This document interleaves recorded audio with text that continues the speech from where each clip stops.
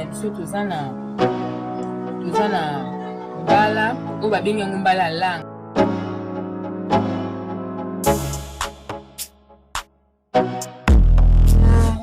Tomate na ngambuma na litungulu nanga na ai na ndembi na masika na ngai bila fumbo na ngai eza na ba légumes oyo na rotia na kati aza na tomate nguma namba niki te yango awa sikoyo ekomi ya konika basi baniki yango na machine mboloko na ngai yango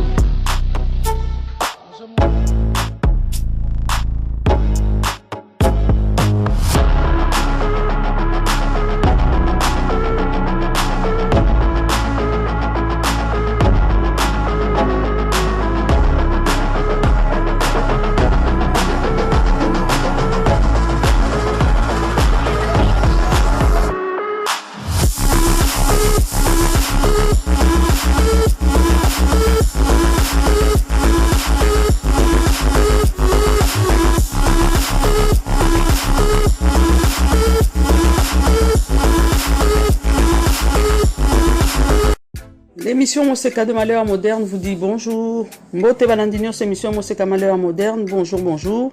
Aujourd'hui, je vous emmène à Mongafula. Nous allons voir Maman Mélanie. Voilà. Avant toute chose, je tenais à vous signaler que cette vidéo sera en lingala. J'ai reçu beaucoup de remarques là où les gens méchamment me disaient que tout le monde n'est pas congolais. Arrêtez de faire des vidéos en lingala. Laissez-moi vous dire que sur YouTube, nous sommes libres. Il existe des vidéos en chinois, en arabe, toutes les langues. Et donc, le public que nous visons parfois est un public typiquement congolais. Et ce public-là a parfois aussi besoin d'avoir la vidéo 100% en lingala. C'est pour ça qu'on fait sur cette chaîne des vidéos dans diverses langues. Donc, comme ce sera en lingala, je vais vous faire un petit résumé. Donc, l'émission Moseka, c'est une famille. 2 membres de cette chaîne, de cette famille, ont été à la rencontre de Maman Mélanie pour voir l'endroit dans lequel elle vivait. Précédemment, elle habitait à Bibois, donc elle a œuvré dans notre restaurant social qui à l'époque se trouvait à Bibois. Aujourd'hui, elle a déménagé à Mongafula et donc nous allons vous faire partager les images de son quotidien. Mais on commence la vidéo avec une recette qu'elle nous a proposée, donc le pondu au mankenena. Donc le mankenena, ce sont des termites ouvrières qui sont consommées surtout du côté du Kasaï, et on les prépare aussi bien seuls que dans des légumes. Et aujourd'hui, elle nous propose donc cette recette. Les images parlent d'elles-mêmes, vous pouvez voir comment elle a procédé. Et en fin de vidéo, nous allons vous proposer en bonus sa vie quotidienne, de quelle manière elle se réapprovisionne en eau, son petit potager et des petites choses de ce genre-là. Voilà, tout de suite, je vous laisse avec Maman Mélanie et sa recette de pondu aux termites ouvrières.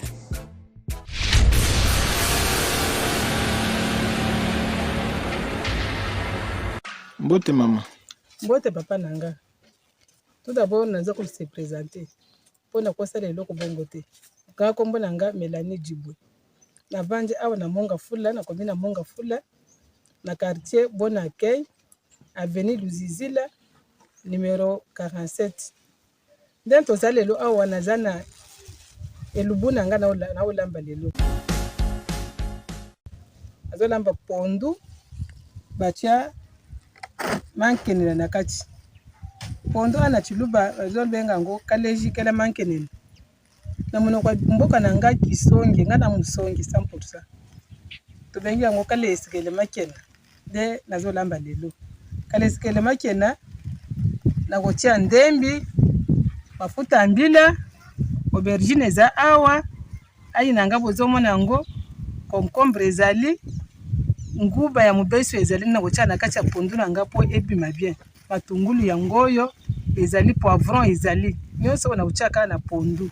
De elubu na olamba lelo sima nango na zwi mankenena na bakisi. Mankenena oyo ewutaka mboka ana Kishasa na mona kupenze ewutaka bamboka. De na kotia na pondu na chiluba babengi yango kale jikele mankenena. Na kisonge kale esikele makena.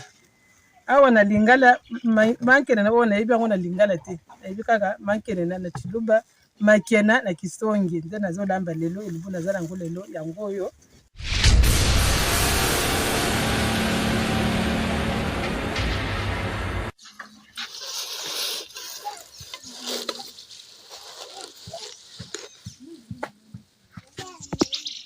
kandi ndenge nayebisaki bino ke lelo elubu na ngai eza pondu nauti kobuka yango na bilanga bino moko bomoni awa siko nazokalinga onde na nazokalinga nakokende nango na mashine te onga moko naza na makasi na nga na kotuta naza na liboka na ngai eza wana nakalinga nasilisa kokalinga natuta na maboko na nga na liboka atuti e apres naye kolamba ndenge nayebisaki bino wana.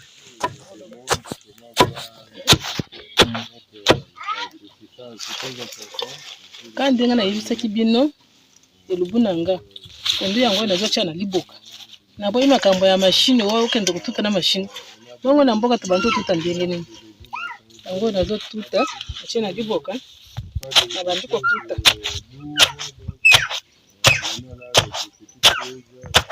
naboyi makambo ya mashine oyo mama pe atuta toza moins de la femme bamama basala pe misala na ndako ata okendaka mosala ozongi mpe otuti pondu yo moko olambi mpe bana bali papa mpe ali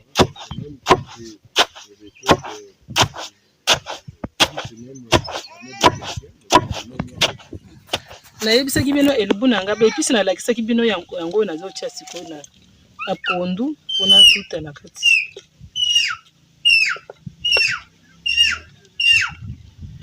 Mosusu na otia mosusu na bombi na obakisa na otia likolo pondu wana na nzungu.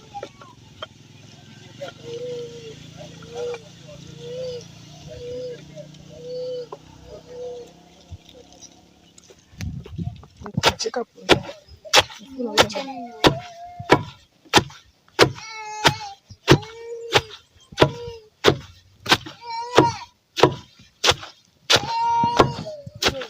Kandi nalobaki elubu na nga pondu na uti kotuta na sisi kotuta sikoyo nakomotia na nzungu natia yango na moto baepisi nyonso natiaki nyonso wana ekoti dia na kati.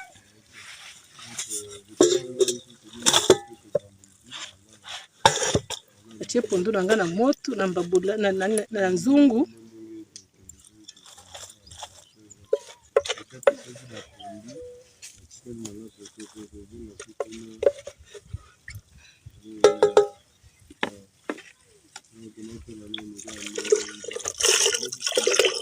mpona kongola pondu etikala te alaka pondu ya bilanga ya fresh ezala na posa nango makasi ya kolia yango konyemanyema yango mpenza ezala na kwanga ezala na loso ezala fufu ezala makemba ekilia makaka yango dia ezala na moto awa atia yango na nzungu obakisa mai po etoka.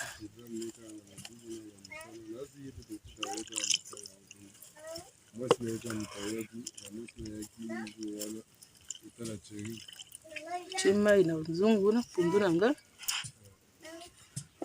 etikali sikoyo natia mafuta ya mbila moto akomotia sikoyo mafuta ya mbila nde nalobaki ava natia mafuta ya mbila nazotia nanu poussière yango nalinga kosalela pondu nango bapoussière ya mobesu otia mokie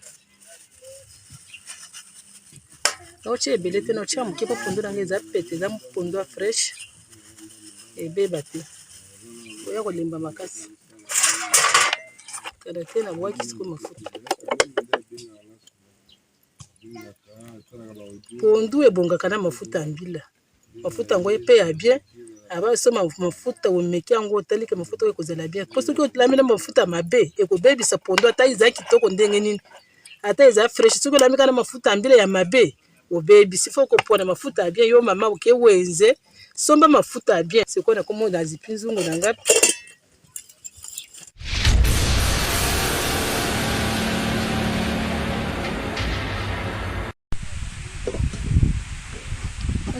Ay, voy a ver.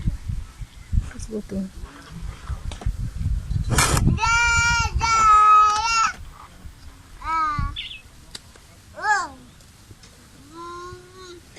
Oh, tout est là. Tout est. Nous sommes là. Maman, tu comme l'étape une Ah ouais, donc on a pondu na ngesi bandi déjà kotuka. Azo chasi koma ina mankene na nga wana. Na pona kipo esika yebutakezera kana salite. Okozi wakabongo obwaki na pondu obima mabele oponi nano longoli babilo kwa salite nyonso wana ti otie mai ela na cha mai bi otie mai ti opase mankene na wana usukula mankene na bien ungusha bulaba ulongoli zelo ukona lolongola ngo nache awa ko eyaka na eske utakiza kana makambo ebele mabele surtout euta na mabele ukona mbela nkabongo te usina pondu kabongo te okobelisa pondu ebimi mabele ko moto wali azoda agensi epuis ndenge nazosala boye nakozwa kaka boye nabwaki na pondu te naotya ndambo wa mungwa moke mpo na pondu natie mungwa te ngai natyaka mungwa na pondu te bato ebele basi bameka cuisine na ngai nazotya mungwa moke natie mungwa moke na mankene na obai ndenge nazolongola ngo na mai basi te nyonso wana etikali na se nalongoli nyonso na mai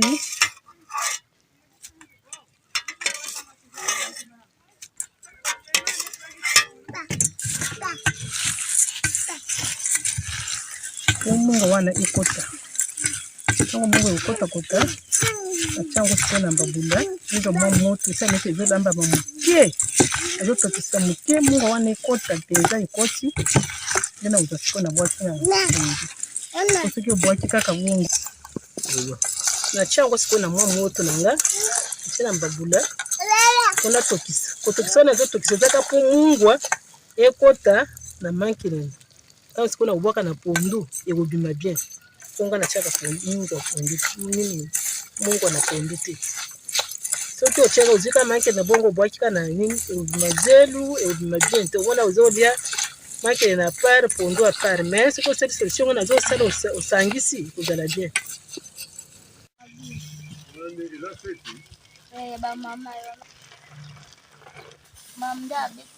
siko biso mibali te ane mobimbo bino bozala sikoyo nakomi na etape ya kobala depuis nafinakaki pondu na nga nde nayebisaki bino awa nakomi sikoyo na etape ya kobalisa nabalisa namona ndenge mafuta ekoki mai ekoka nde nazobalisa bino namoni mai ekoki mafuta ekoka na yango etoka moni ndenge ezotoka wana natie nanu mankene na te kimubande kuela makene anya wana nalobi na monoko ya mboka na nga songi nyonso ayebi aukushe mwa boso wadi kimubande kuela makene anya nimkwete kufundula kalesi nansula makena neyele butumeme twikale bokukasha nyenge ngele mukalesi ngonu kalonga nibivu ambukila siko ndenge nasali makena na ngabo ndenge zabo okokitisa ngo mpe na mesa olie ekosala mpe boye pondu wana balambaki ya part ozala yango deja otia yango na esika na moko boye ozi pondu na moko otie na kati olie ezala bien siko nde azobwaka yango siko na pondu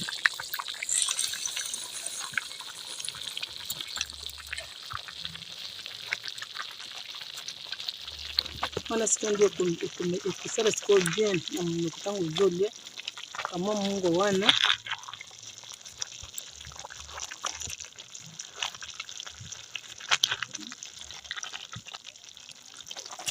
kaleskeli makena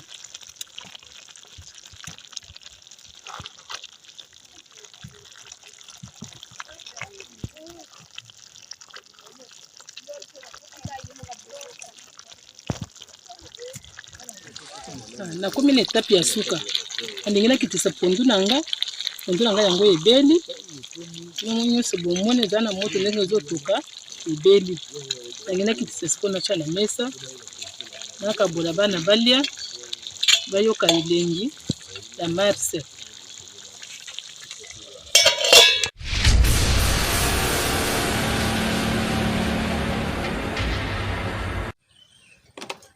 bandeko balandi na biso nasepeli makasi mpo nakomi na suka na émission na ngai pondu na ngai nalakisaki bino na bilanga nabukaki na bilanga batie mankene na yango oyo na mesa okoliama na fufu okolia yango na makemba okolia yango na loso okolia yango kaka nazopesa bino nyonso mbote nenu bonso baluba badi bakalejikala mankene na kokwaka ni ndumu ujude mwabe umuni ushingana kwetu hambili anabako etu bose basongi so di yakale sikele makena yo kale sinkaka mungula ko bakutekele kale sikele makena wote na kakumbi okusha umuntu kubube kwetu kwashe ukabinda kungoyi nenwele moyo bose bweni bayo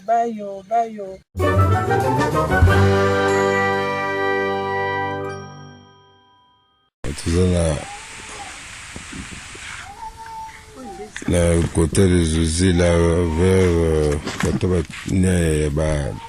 professeur et puis à maman Mélanie de Optalaye Yohana au jardin naie alona ba pondu naie donc pondo akolamba la biso lelo ekuta kaka na jardin naie donc azana ba pondu naie alona lelo tokolia yango bakolamba na makene na. Donc c'est un peu ça. Donc on va prendre kitoko. De l'autre à côté, donc c'est un peu loin. Mais l'année là que ça biso, oh va prendre kona. On va prendre na lona ki. On a ye awasika. Ela kwa kusali zalaki te. Maya kusenga mutu eloko na bilangi zalaki te. Tango mbule besi lokana yaki ya septembre na suka.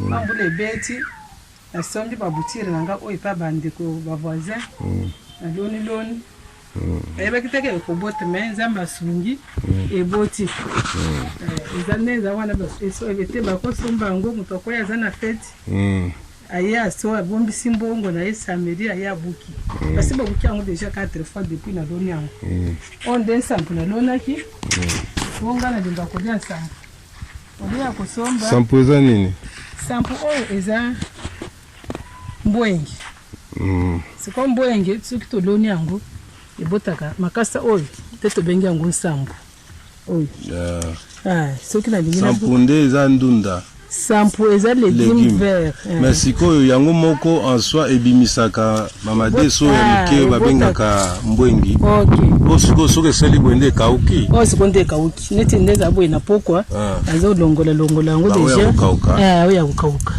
oyo nde sampu ezolongola oyo ya kokauka donc baliaka madesu nango balie pe kasa nango baliaka madesu ezaka très riche eza riche koleka kutuna kikala kasi wana ndenge eza boye soki ofungwe na kati boye mbwengi kaka tolongolanga boye longoli soki omoni ekomi mwa quantité otuti na diboka sa tolongoli yango na maboko okomoni kaka ekomi mbwenge ekomi sakombi moko olambi bana balie salaka makasi. Non, c'est bien, c'est bien. Quand on a la monnaie matembele, penza, c'est bien tout. On dirait ma belle, oh na. Mbote mama. Mbote papa. Mama biso so kombono na. Na kombola nga mama Mélanie Djibu. Na ye awa azana jardin oyanga ya bilamba ya pondu. Lelo loko nazana mission ya kolamba pondu ya fresh. On a sombi na wenzete yanga moko ya bilanga nde nazobuka pondu nanga na bilanga ona lamba ndenge na ulambe lango na ulamba lelo ya kutia ndisi te kutia na ulamba pondu batia mankenene oba benge na chuluba elejikela mankenene na kisonge tobenga ngo kale esikele makene wana nde na kisonge nde na kulamba lelo yango bozomona nazobuka eza ya wenzete ya kosomba te ngana mama fene ya ntite mama ovandi esiko ovandi ata eza moke ye kola kolona efuta mbule ko beta eza na mbongo te moya kobima eza te okoti na jardin na nsima ndako boki pondu na yo lambi bana banye tala nzete moko na buki pondu ebe siko eza na mbongo te nasomba kana wenze ko kuboko nyeba kolona efutaka jamais olona eloko otie mabele oloni ezangi kobota te ekobota kaka makasi moko mama moboko de mama ya bani esika ovandi ozala locataire ozala kolo lupango ye kola kolona efutaka ta lelo nde nazombuka pondu ya fresh batie wenzete batiaki site nazala biloko na ngai na motema moko na kolamba yango natie mankene na natie bitilekile na lambi bana balie nzambe azwi lokumu ozala bafele ya te ozelaka mbongo okende na banki obimisa bongo okuti signale ebei eza te okolia te nzambe bilanga na ngai nakoti na buki nazwi mosusu na peti nazwi mbongo nazwi mosusu na lambi bana balie yango wana ifo tozela bamama ya mayele bamo bayebi kovanda esika ovandi créer il faut avoir une intelligence créatrice ovandi ocréer bilanga ok nde nalobi il faut ozala mama mpenza ya ovandi ozocréer femme sage eza femme oyo ayebi eloko moke oyebi kosala yango ekoma monene bilanga ntango nayaki awa eloko ezalaki te kochama bile na se kolongola matiti kotalatalaka bilanga na ngai ezala propre ere na kobuka pondu ya boye soki olingi osomba na wenzi wana osomba na combien bongo soki oza na mbongo te okeyeba obimisa na banke osignale eza te okosala nde nini onana nzala ifo kozala mama mayele mama oyo aza na mayele merci beaucoup awa sikoyo naza okende mpona kende kolamba yango awa toza na monga fula donc toza na luzizila nde tomona mokili ya monene mboka ya monene makasi tala bangomba donc terrible moyen kutu ya koloba eza te me bato bautonga na ndenge ya liboma donc lobilobi omona awa eochange okamwango sasa eza monene makasi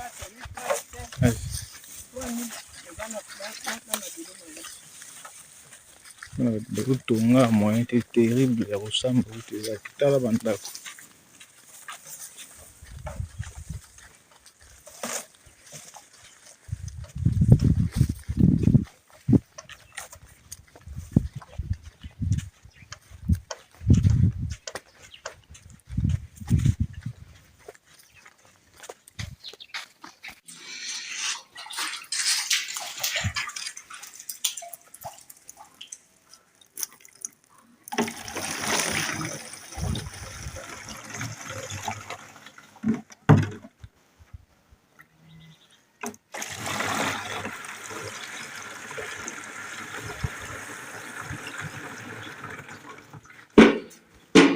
mamena toza na monga fula précisement na quartier Bon Accueil commune na monga fula quartier Bon Accueil sur avenue de Zizila bato moni azosala nizotoka nani awa koto toza na place ya mai koto mai ya pompe ekomi nanu te bato bamisaleli bapui na bango soki mbula ebeti mai ekiti na pui totoka mpona kosalela mai yango bosiko bosala misala bomelaka ou bien te oyo tomelaka te oyo tozosokolaka basokoli basani toniki bilamba tosokoli bana nsima na yango tokei koluka mai ya mela kuna likolo na forage oyo batie kala te esene na ta 1 mois te soki awa te mbele tokitika na source tokitie na source wana nde motoka mai ya mela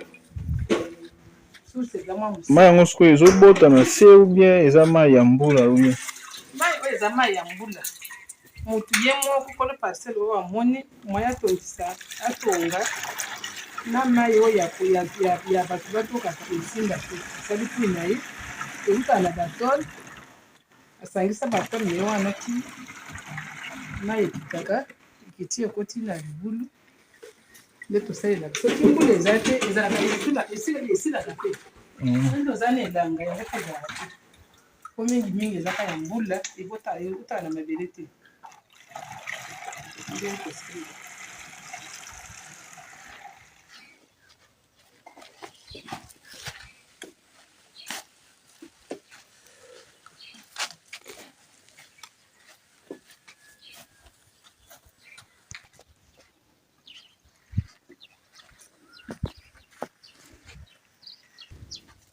ok omoni nde nazomata boye naomata ngomba nauti kozwa mai kota lubulu kote jardin na ngai ya pondu mpe ezali po ezalaka moko te mosusu eza nsima ndako mosusu mpe na nsima kote oyo nde nauti nakomi omata na pondu na ngai na mai nakende nalambela bana lelo toza na sanza ya 8 mars le 8 mars oyo tozelaka le 8 mars okozela te kaka papa apesanga mbongo nasomba elamba mbongo nyo papa akufa papa akende voyage azalaka te otikala na bana kana kosombela elamba osalaka te soki oza na bilanga nona ya pondu boye nde nabuki boye 3 mipiku 2 mipiku 4 mipiku nakosomba elamba atongi na lati mpe tozala bamama fainéante te tozala bamama oyo ya makasi mama otiyebi kotelema papa azala te yo ozala makasi momokolo papa okufa bakokundana elongo te papa ake yo otikali ntango okotikala ona kotikala ndeni kaka bisengasenga mama bisengasenga bamoni kaka soki oya wana yika mpona koseka te ifo ozala mama bilanga tya mpenza molende na bilanga efutaka kaka bilanga efutaka omwana boye baye kotala yo to moto ozanga baye kokuta mpondu bakuti ngai bakuti stampu babuki bakena bakomi kozonga sikoyo na maboka ya biloko ya kolia wana bamoni te tokuti epambama osepela makasi bakuti na bilanga na jardin obokeli bana ngai olambi otie mbisi na kati balia bebenge elengi boka nyonso yango kokola nyonso yango ozala bamama ya penza ya kilo.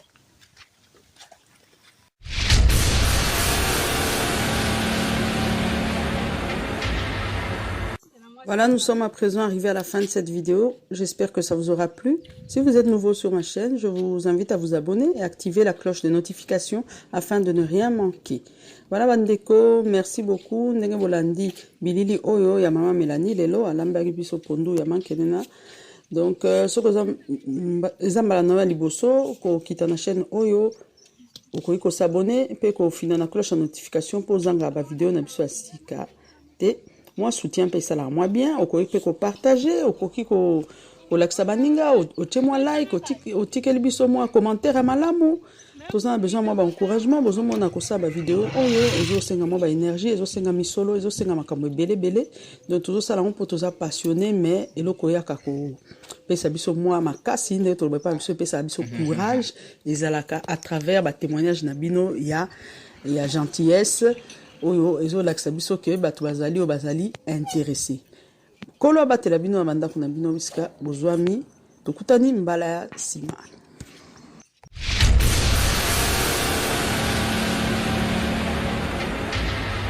Et Sagevon vous propose nos poissons du terroir qui grandit et pêchés au grand et majestueux fleuve Congo, plus précisément à Mbandaka.